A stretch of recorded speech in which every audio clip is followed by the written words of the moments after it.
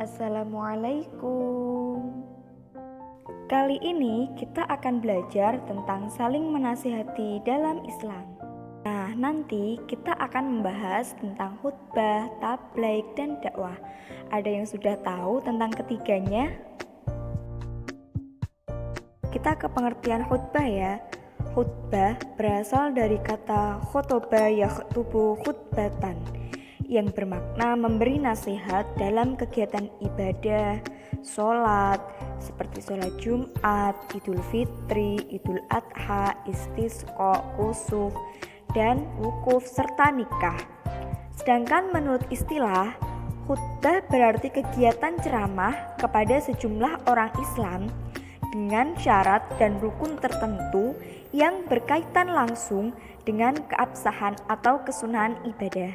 Misalnya, khutbah Jumat untuk sholat Jumat, khutbah nikah untuk kesunahan akad nikah. Khutbah diawali dengan hamdalah, sholawat, wasiat taqwa, dan doa.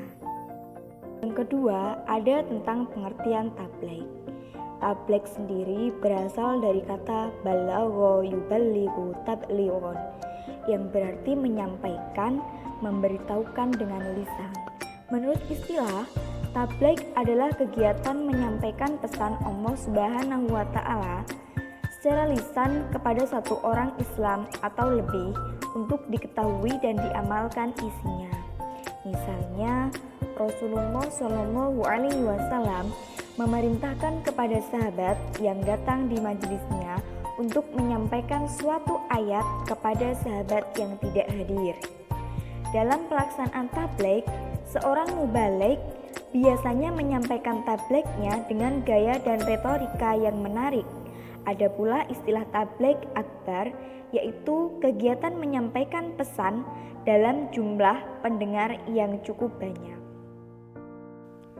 Sedangkan pengertian dari dakwah berasal dari kata da'a yad'u da'watan, yang berarti memanggil, menyeru, mengajak pada sesuatu hal. Menurut istilah, dakwah adalah kegiatan mengajak orang lain, seseorang atau lebih ke jalan Allah Subhanahu wa Ta'ala secara lisan atau perbuatan. Di sini dikenal adanya dakwah bil lisan dan dakwah bil hal. Kegiatan dakwah bukan hanya ceramah, tetapi juga aksi sosial yang nyata. Misalnya, santunan anak yatim, sumbangan untuk membangun fasilitas umum, dan lain sebagainya. Sebelum kita membahas ke materi lebih lanjut, kita akan membahas tentang ketentuan khutbah. Tentunya dalam berkhutbah ada beberapa hal yang harus kita pahami.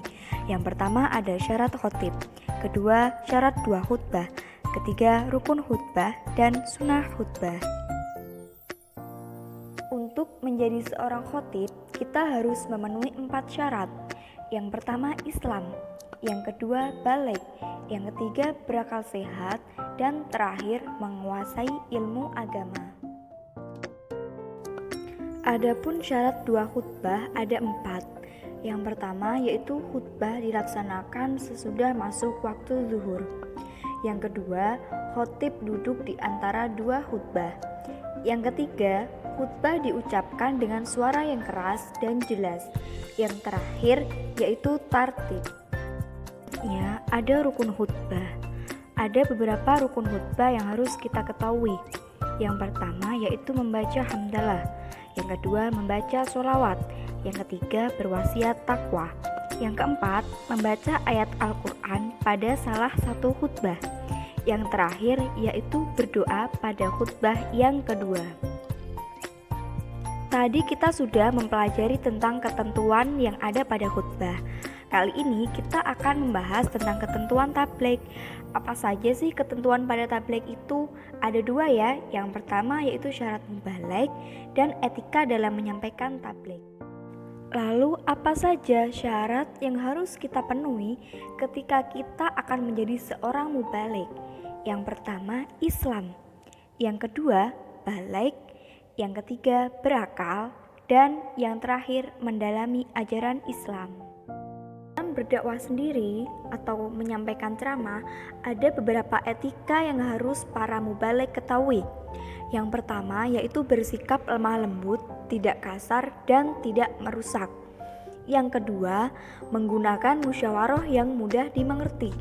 Yang ketiga, mengutamakan musyawarah dan berdiskusi untuk memperoleh kesepakatan bersama.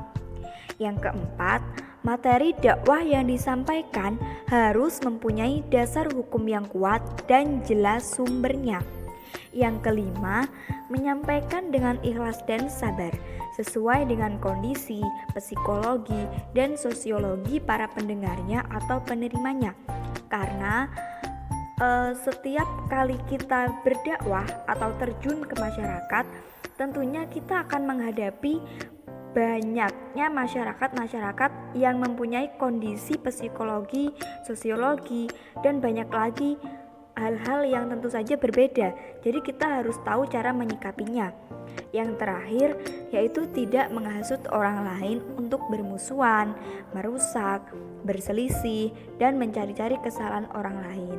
Karena dalam berdakwah sendiri yaitu bertujuan baik, menyampaikan hal-hal yang baik, ajaran Islam yang baik, tentunya tidak dibolehkan untuk menghasut orang lain, bermusuhan, atau hal-hal yang buruk yang tidak diinginkan oleh agama. Oke, kalau tadi kita sudah mempelajari tentang ketentuan khutbah, ketentuan tabligh. Nah, kali ini kita akan mempelajari tentang ketentuan dakwah. Ada berapa ya tentang ketentuan dakwah itu? Ada 2. Yang pertama yaitu syarat dai. Yang kedua, etika dalam berdakwah. Tidak beda dari syarat untuk menjadi seorang mubaligh. Dai pun juga ada syaratnya. Tentunya syaratnya pun juga sama dengan syarat mubaligh. Ada Islam, baligh, berakal, dan juga mendalami ajaran Islam. Nah, yang terakhir yaitu etika dalam berdakwah. Dalam berdakwah juga harus ada etikanya yang harus kita perhatikan. Yang pertama yaitu dakwah dilaksanakan dengan hikmah, yaitu ucapan yang jelas, tegas, dan sikap yang bijaksana.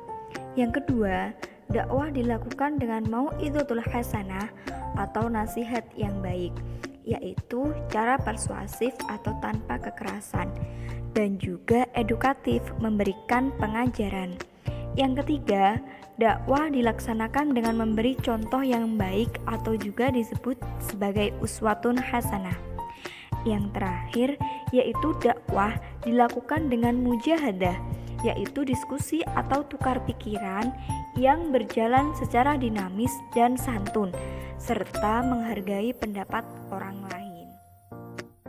Itu tadi kita sudah mempelajari tentang khutbah, tabligh, dakwah, ketentuan-ketentuan yang ada dalam khutbah, tabligh, dakwah, serta etika-etika yang harus kita ketahui dan yang harus kita amalkan ketika kita menjadi seorang mubaligh maupun seorang pendakwah. Mungkin cukup itu dulu yang bisa kita pelajari pada pertemuan kali ini. Kalian bisa lebih mempelajarinya lagi pada buku paket pendidikan agama Islam dan budi pekerti yang telah dibagikan atau diberikan oleh guru kalian. Semoga video ini membantu. Tetap semangat dan jaga kesehatan. Terima kasih. Wassalamualaikum warahmatullahi wabarakatuh.